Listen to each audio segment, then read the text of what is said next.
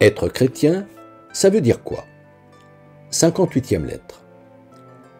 Amis et connaissances de toujours ou d'un instant, et lecteur-auditeur inconnu. Que veut dire être chrétien pour un catholique? S'il est pratiquant, après vous avoir dit qu'il croit en un seul Dieu, Père, Fils et Saint-Esprit, et que Jésus, la deuxième personne de cette Trinité divine, est venu sur terre pour sauver l'humanité, qu'il est mort et ressuscité, il devrait vous énumérer les sacrements, ces moments particuliers où le Créateur intervient directement pour dispenser sa grâce. Ces dons spirituels, si vous préférez. Le baptême, par lequel on entre dans la communauté chrétienne en se faisant laver du péché originel.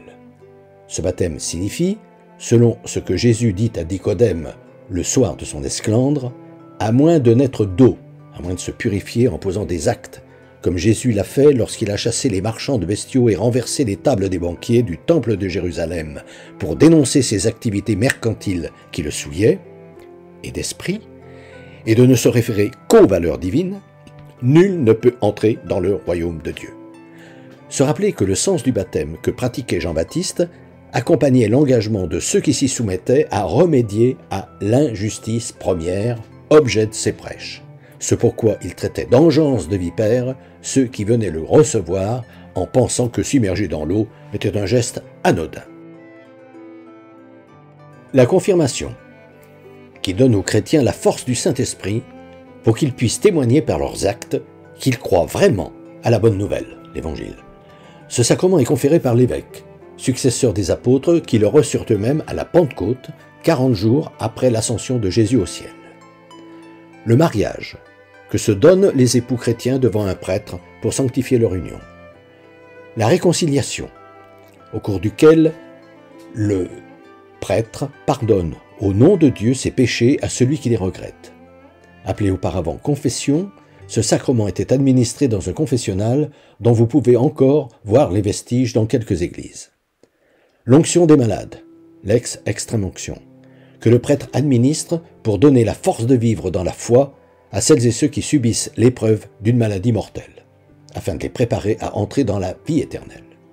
L'ordination, par lequel l'évêque consacre un homme, et pas une femme, serviteur de l'Évangile, c'est-à-dire fait d'un homme obligatoirement célibataire, un prêtre qui pourra célébrer la messe et administrer les sacrements.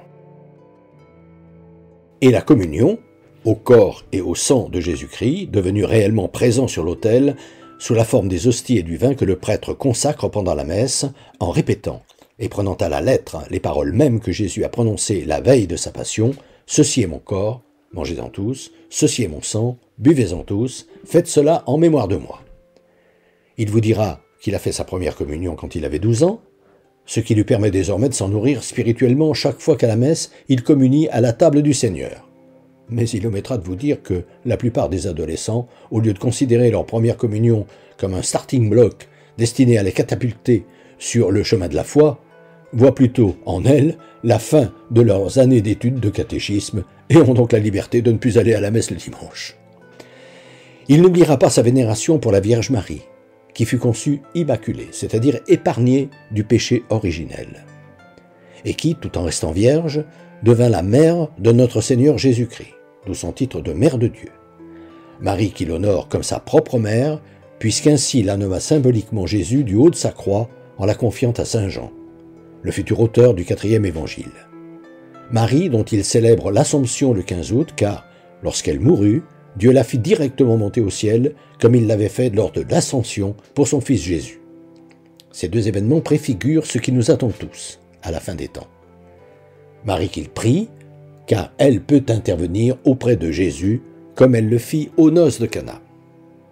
Ni sa croyance en l'intercession des saints, ces chrétiens d'exception qui nous ont précédés et que l'Église propose pour modèle, certaines que Dieu les a récompensés en les admettant dans son paradis. Ni bien entendu la morale chrétienne calée sur les valeurs dont nous a tous dotés le Créateur à notre naissance et sur lesquelles il est censé régler sa vie s'il veut pouvoir se regarder dans sa glace sans trop rougir le soir avant de se coucher.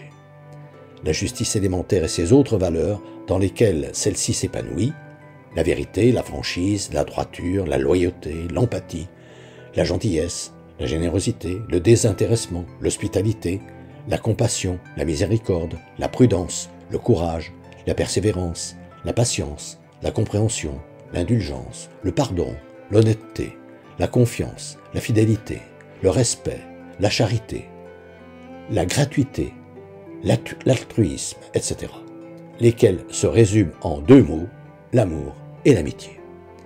Enfin, et j'aurais dû même commencer par là, il vous récitera le credo, une sorte de prière qui est en fait un déroulé des dogmes à l'aide desquels, à chaque messe, il réaffirme sa foi. Je crois en Dieu, le Père Tout-Puissant, Créateur du ciel et de la terre, et en Jésus-Christ, son Fils unique, notre Seigneur, qui a été conçu du Saint-Esprit, est né de la Vierge Marie, a souffert sous Ponce Pilate, a été crucifié, est mort et a été enseveli, est descendu aux enfers, le 3e jour est ressuscité des morts, est monté aux cieux, est assis à la droite de Dieu le Père Tout-Puissant, d'où il viendra juger les vivants et les morts. Je crois en l'Esprit Saint, à la Sainte Église catholique, à la communion des saints, à la rémission des péchés, à la résurrection de la chair, à la vie éternelle. Amen. Credo qui intègre des dogmes complexes, comme vous pouvez le constater, que tous ceux qui demandent le baptême doivent faire leur d'un coup. Exigence pour le moins abrupte, qui devrait peut-être amener l'Église à se mettre devant les yeux qu'elle-même a mis 2 millénaires pour assimiler l'ensemble des concepts théologiques en lesquels elle ancre aujourd'hui sa foi, et en plus qu'exiger un tel credo ne cadre ni avec la logique qui veut que, de même que notre corps et nos connaissances intellectuelles ne cessent d'évoluer pendant toute notre vie, il en va de même pour notre foi. Notre chemin spirituel étant souvent une longue course de haies dont chacun franchit les obstacles à son rythme, de son mieux. Ni surtout avec l'esprit de fraternité qui devrait l'inciter à prendre Jésus pour modèle, lequel, je le rappelle, lorsque quelqu'un implorait une guérison, se contentait de lui demander « Crois-tu que je peux le faire ?» avait jugé bon de condenser les 10 commandements de Moïse en un seul. Aimer Dieu ou son prochain, c'est pareil, comme s'il trouvait que sur les 10, il y en avait 8 de trop. Et veillait tellement à toujours montrer que ce qu'attend Dieu des hommes est simple à comprendre, que lorsqu'il envoyait ses disciples en mission, il leur recommandait de ne pas emporter un bagage de connaissances religieuses nécessitant un sac à dos. C'est pourquoi je vous propose de filtrer dans cet esprit de simplicité quelques versets du Credo. Je crois en Dieu, le Père Tout-Puissant, Créateur du ciel et de la terre. Affirmer une telle évidence semble effectivement un bon point de départ pour se dire chrétien. Ma toute dernière lettre s'attardera à répondre à celles et ceux qui se disent agnostiques ou athées, alors que nous croyons tous aux mêmes valeurs. Et en Jésus-Christ, son Fils unique, notre Seigneur. Là, ce qui nous est demandé, c'est de croire que Jésus est Dieu, ce dont Jésus s'est fermement défendu de son vivant. Il a même précisé « Ma doctrine n'est pas de moi, mais de celui qui m'a envoyé ». Petit commentaire. D'aucuns prétendront que, à cause de tel ou tel texte des évangiles, notamment le prologue et le verset 17-8 de l'évangile de Jean, ou encore l'affirmation « Je le suis », que Jésus fit au grand prêtre qui lui demandait s'il était le fils du béni lors de son arrestation, mais omettant la suite de sa réponse. « Et vous verrez le Fils de l'homme siéger à la droite de la puissance et venir avec les nuées du ciel », par laquelle il indique que le Fils de l'homme est cette nouvelle génération d'êtres humains pour qui seul compte de faire la volonté de Dieu, nouvelle génération dont Jésus est le premier de cordée. Jésus est quand même Dieu, ce que l'Église a découvert par la suite en priant, ce qui n'est évidemment pas impossible. Mais de même que lorsque Jésus opérait un miracle devant la foule, il recommandait souvent aux miraculés de ne le dire à personne, recommandation qui n'a aucun sens si elle est prise à la lettre, vu le nombre de celles et ceux qui avaient assisté au prodige, et qui signifie donc non seulement que le miraculé ne devait pas s'en tenir à l'apparence, même s'il lui semblait que c'était Jésus l'auteur de sa guérison, puisque ce dernier n'avait fait que prier Dieu de lui accorder ce miracle et n'avait donc été que son instrument, car il voulait que le dit miraculé, au lieu de se vanter d'avoir été guéri de façon extraordinaire par Jésus, s'applique désormais à vivre selon ce que le Créateur attendait de lui, exclusivement. De même donc, Jésus, ne voulant ne voulait qu'en aucun cas l'on s'arrêtât sur sa personne, mais seulement sur le fait que la bonne nouvelle a pour objet de laisser s'approcher de soi le royaume de Dieu. Parce que seule la mise en œuvre des valeurs divines, dont la bonne nouvelle est en quelque sorte le mode d'emploi, peut permettre d'être véritablement heureux, individuellement et collectivement. Envoi par Dieu lui-même de Jésus pour proclamer la bonne nouvelle qui, pas plus que son ahurissante résurrection, qui prouve que le projet du Créateur est bien de partager son amour avec ses créatures, ne plaide en faveur de sa divinité et justifie que l'Église l'ait proclamé Dieu, deuxième personne de la Sainte Trinité, pour en faire le socle dogmatique de la foi chrétienne.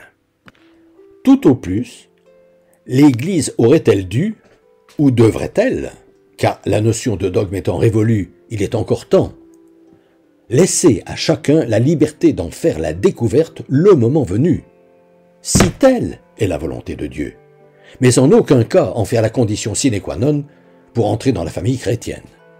Obligation qui est l'une des raisons non dites, et malheureuse, pour laquelle, consciemment ou non, la plupart des baptisés s'éloignent de leur religion d'origine et fait que, en dépit des apparences, puisqu'il semblerait qu'environ un quart de l'humanité soit baptisée, le message d'amour et de paix qu'est la bonne nouvelle n'a pas réellement atteint tous les cœurs jusqu'aux confins de la terre.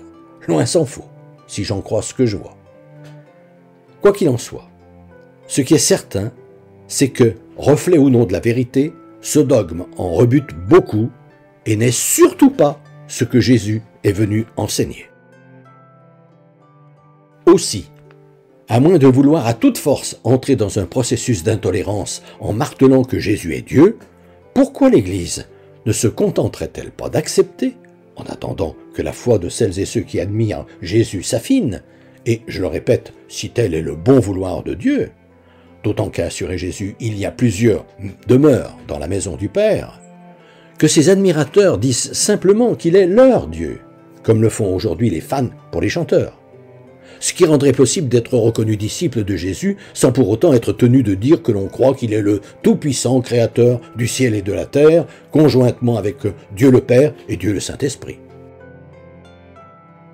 Quant à imposer que Jésus seul est le Fils unique de Dieu, indépendamment du fait qu'une telle lecture oublie la règle qui veut que le sens des textes saints ne se trouve pas dans leur lecture mot à mot, mais dans l'enseignement supérieur dont ils sont les tremplins, n'est-ce pas traduire un peu vite le sentiment qui a envahi Jésus quand, se faisant baptiser par Jean-Baptiste, il est ressorti de son immersion dans le Jourdain fermement assuré que la mission à laquelle il se sentait appelé était bien réelle, ce qu'il a imagé en disant qu'il vit les cieux se déchirer et l'esprit, comme une colombe, descendre sur lui, et des cieux venir une voix « Tu es mon fils bien-aimé, tu as toute ma faveur ». Omettre que c'est nous, l'humanité entière, qui sommes le Fils unique de Dieu. Ce que prend soin d'enseigner l'auteur du premier chapitre de la Genèse avec le symbolique Adam, l'unique être de la création auquel Dieu a donné une âme. Rappel qui permet donc d'entendre que si Jésus est en effet unique, c'est tout simplement, si j'ose dire, parce qu'il a été le premier homme à vraiment accomplir la volonté de Dieu à la perfection. Qui a été conçu du Saint-Esprit, est né de la Vierge Marie. Conçu du Saint-Esprit. Devant l'obstacle que présente cette affirmation invérifiable, et qui déroute ô combien, j'ai proposé d'expliquer dans mes lettres précédentes comment les anciens ont traduit leurs intuitions spirituelles par des personnifications adaptées à leur bagage culturel. Ainsi ont-ils imagé, par des anges, Gabriel, Raphaël, les chérubins, les séraphins, nos anges gardiens, une nuée, des langues de feu, des hommes aux vêtements d'une blancheur éblouissante, etc., nos ressentis spirituels. Revenant aux chrétiens de faire de l'inspiration, quand elle est particulièrement intense, la troisième personne de la Sainte Trinité, le Saint-Esprit. Est né de la Vierge Marie. À défaut de saisir ce qu'un tel mystère signifie réellement, ne peut-on pas, déjà, essayer de se mettre tout simplement à la place de Marie, une jeune femme particulièrement proche de Dieu, pour comprendre que, lorsqu'elle a réalisé que porter un enfant est un authentique miracle, et qu'en plus, il s'est avéré plus tard que cet enfant était un être hors du commun, elle est tout naturellement exprimé ce qu'elle avait ressenti en disant que c'était l'ange Gabriel qui lui avait annoncé que l'enfant qu'elle portait en son sein était l'œuvre du Saint-Esprit. Je rappelle qu'en hébreu, Gabriel veut dire « Mon mari est Dieu ». A souffert sous Ponce Pilate, a été crucifié, est mort et a été enseveli, est descendu aux enfers, le troisième jour est ressuscité des morts, est monté aux cieux. Hormis la descente de Jésus aux enfers que je n'ai jamais comprise. Point n'est besoin de commentaires puisque ces faits, dûment avérés sur le plan historique, ne nécessitent, de mon point de vue, pas d'acte de foi. Est assis à la droite de Dieu, le Père Tout-Puissant, d'où il viendra juger les vivants et les morts, etc. Lorsqu'on sait qu'être assis à la droite de Dieu signifie que Jésus, à cause de son comportement remarquable, a acquis la puissance nécessaire pour juger ses semblables au jour dernier, cette allégation et celles qui suivent relèvent bien, elles, de la foi, exclusivement, dont acte. Autant de considérations qui nous amènent à l'une des affirmations les plus importantes de Jésus, « Je ne suis pas venu abolir la religion juive, mais l'accomplir ». Dans ma prochaine lettre, nous verrons ce qu'elle pourrait signifier de nos jours. Fraternellement. Depuis des années, environ une fois par mois, j'envoie une lettre d'information spirituelle à tout mon carnet d'adresses. Le thème du moment est, depuis janvier 2019, « Être chrétien, ça veut dire quoi ?» Si ce sujet vous intéresse, n'hésitez pas à me transmettre votre mail, en vous contentant d'indiquer auditeur YouTube, vos noms et prénoms, et éventuellement votre numéro de téléphone si vous souhaitez me parler.